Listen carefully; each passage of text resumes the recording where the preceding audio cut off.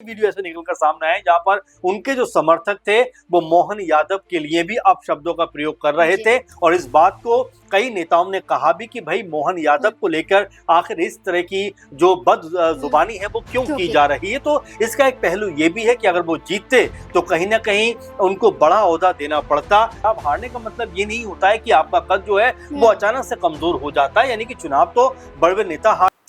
Sir बार बार ये कहा जाता रहा कि क्या वजह हो सकती है नरोत्तम मिश्रा का टिकट काटा गया, क्या वजह हो सकती है कि बीजेपी द्वारा ये फैसला लिया गया, जब बीजेपी को पता है कि उन्हें भी नुकसान झेलना पड़ सकता है तो फिर ऐसा फैसला क्यों लिया। नरोत्तम मिश्रा भी ये कहते हैं कि अगर बीजेपी ने आगे नहीं किया, पार्टी ने आगे नहीं किया तो ये उनका फैसला है, फैसले का सम्मान किया जाता है, मैं पार्टी के साथ हूँ। लेकिन बीजेपी के कई नेता सामने आते हैं और कई बातें कहते हुए नजर आते हैं, जिसमें से एक बात ये भी कही गई कि इसकी एक बड़ी वजह 2023 के विधानसभा चुनाव भी हो सकता है और इस चुनाव में प्रचार प्रसार को भी बड़ी वजह माना गया और इसमें एक चेहरा निकलकर सामने आया, जो चेहरा उनके ही बेटे सुकंठ का था। और ये कहा गया कि ये भी बड़ी वजह है कि परिवार एक बड़ा मुद्दा बना कि इस बार नरोत्तम मिश्रा का टिकट काटा गया। आपको क्या लगता है? देखिए, नरोत्तम मिश्रा के टिकट कटने की वजह अलग अलग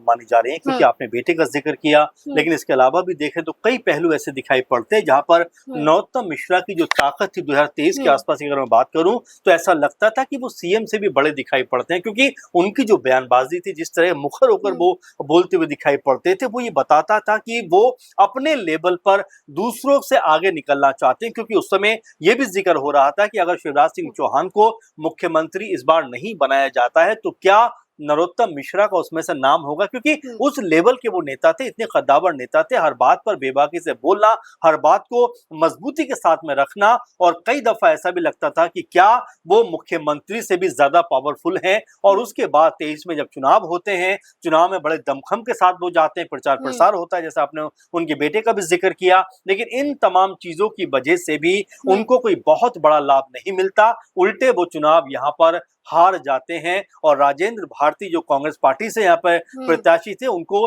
7,500 वोटों से हरा देते हैं। और कुल मिलाकर यहाँ पर जो बहुत पावरफुल नेता दिखाई पड़ते थे, अचानक से उनको दरकिनार कर दिया जाता है। ना किसी बड़े प्रोग्राम में वो दिखाई पड़ते हैं, ना किसी बड़ी बैठक में वो नजर आते हैं। और अब जब उनका नाम निकलकर सामने आया भी तो ये कहा गया कि अगर उनको बीजेपी की तरफ से टिकट मिलता है तो कहीं ऐसा ना हो जाए कि मोहन यादव जो मुख्यमंत्री हैं उनके ऊपर ही भारी पड़ते हुए दिखाई पड़ जाए, क्योंकि 6-7 बार के वो विधायक हैं, पूर्व गृह मंत्री हैं, तो ऐसे में उनका कद छोटा मोटा नहीं है। इसीलिए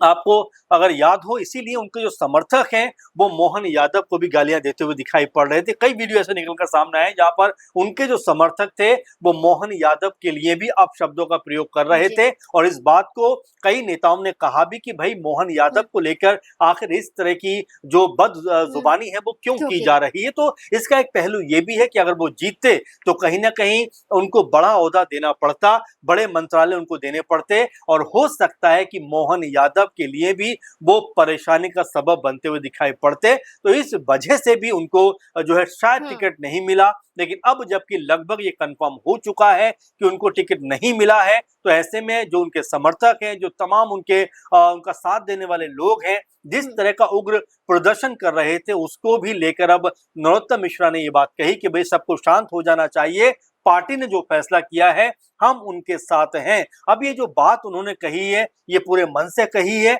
या ऊपरी ऊपरी दिखावे के लिए ये बात कही, क्योंकि 11 घंटे तक उनके समर्थकों ने हाईवे जाम रखा था। उस समय उनकी तरफ से कोई अपील नहीं आई। जब पुलिस ने आंसू गैस के गोले छोड़े, उनको तितर बितर किया, फिर सुबह में जाकर उनका बयान सामने आता है, जिससे अंदाजा लगता है कि क्या उन्होंने अपनी ताकत दिखाने का यहाँ पर जो फैसला किया था इसलिए ये सब हुआ। यानी कि मिला जुला कर देखा जाए तो नरोत्तम मिश्रा ये कहना चाहते थे कि दतिया में उनसे बड़ा नेता दूसरा कोई नहीं है बीजेपी के अंदर। अच्छा सर, शिवराज कार्यकाल की चर्चा करें और आपने भी कहा कि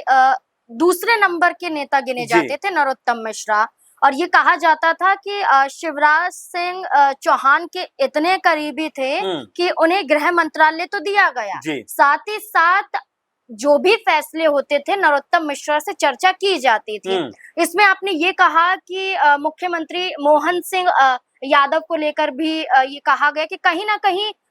उनकी वजह से भी उनका नाम कटा, लेकिन ये भी कहा गया कि कैबिनेट में बड़ी जगह मिल सकती थी अगर वो चुनाव जीतते। तो इसमें प्रहलाद पटेल की बात करें, यहाँ फिर हम नरोत्तम मिश्रा के अलावा कैलाश विजयवर्गीय की बात करें, खुद मुख्यमंत्री की बात करें, ये कहा जा रहा था कि अगर वो कैबिनेट में आते तो इनका कद इतना बढ़ जाता और इन नेताओं को गिना नहीं जाता, खुद मुख्यमंत्री को गिना नहीं जाता। तो क्या ये भी वजह हो सकती है? देखिए, बिल्कुल वजह हो सकती है, क्योंकि नरोत्तम मिश्रा का नाम जिस तरह का रहा है, और देखिए 2023 में चुनाव वो हारे, उससे पहले लगातार उन्होंने चुनाव जीते हैं, 5-6 बार के विधायक हैं, कई अहम मंत्रालयों को संभाला उन्होंने। तो इसमें ये नहीं कहा जा सकता कि उनका जो कद है वो किसी भी रूप से छोटा है। चुनाव हारने का मतलब ये नहीं होता है कि आपका कद जो है वो अचानक से कमजोर हो जाता है, यानी कि चुनाव तो बड़े बड़े नेता हार जाते हैं, इसका मतलब क्या है कि आप पॉलिटिक्स छोड़ देते हैं, क्या आप राजनीति छोड़ देते हैं? ये नहीं होता। देखिए, चुनाव में हार जीत होती रहती है, लेकिन नरोत्तम मिश्रा, जिस तरह से हम बात कर रहे थे कि शिवराज सिंह चौहान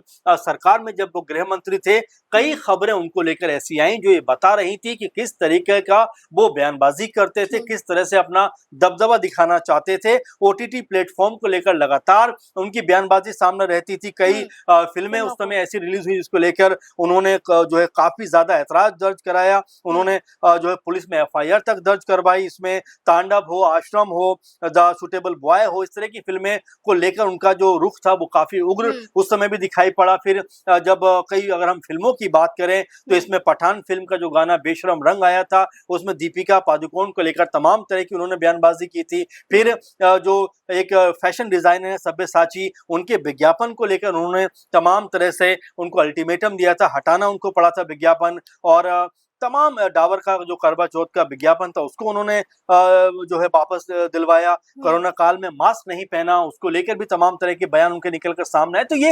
नरोत्तम मिश्रा थे जो लगातार अपने अडिगपन के लिए जाने जाते थे, जिद्दीपन के लिए जाने जाते थे, और उनकी जो बयानबाजी थी कई दफा ऐसी होती थी जो लगता था कि वो एक तरफा होकर काम कर रहे हैं, क्योंकि मुस्लिमों के घरों पर जब बुलडोजर चलवाया गया तब भी उन्होंने इस तरह का बयान दिया था जिसमें कई लोगों ने उस पर आपत्ति दर्ज की थी। तो ये नरोत्तम मिश्रा का कह सकते हैं कि उनका चरित्र रहा है कि जो राजनीति उन्होंने की है उस पर वो कायम रहे। लेकिन 23 के बाद जब चुनाव में उनको हार मिलती है तब कहीं जाकर ऐसा लगता है कि उनका जो स्वभाव है, उनका जो व्यवहार है, वो काफी हद तक नरम दिखाई पड़ता। वरना इससे पहले तो उनकी भाषा शैली, उनका तौर तरीका, उनके बयानबाजी सब कहीं ना कहीं चर्चाओं घेरे में रहते थे। खुद पीएम मोदी को उनके ऊपर आकर बयान देना पड़ा था। तो आप समझ सकते हैं कि जो नरोत्तम मिश्रा थे, अपने आप को एक समय ऐसा भी लगता था